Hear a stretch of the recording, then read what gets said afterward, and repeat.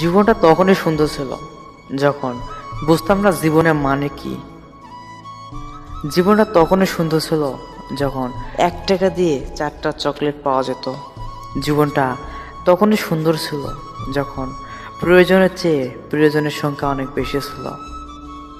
আর যখন প্রয়োজনের সংখ্যা বাড়তে থাকলো, ঠিক তখনই প্রিয়জনের সংখ্যাটা কমতে থাকলো। সত্যি ছোট্টবেলার জীবনটা অনেক সুন্দর ছিল। ছোটবেলায় যখন বড়দের দেখতাম আর ভাবতাম কবে যে আমিও বড় হব, আর ভাবতাম তাদের জীবনটা কত সুন্দর, কবে যে আমিও তাদের মতো জীবন উদযাপন করব।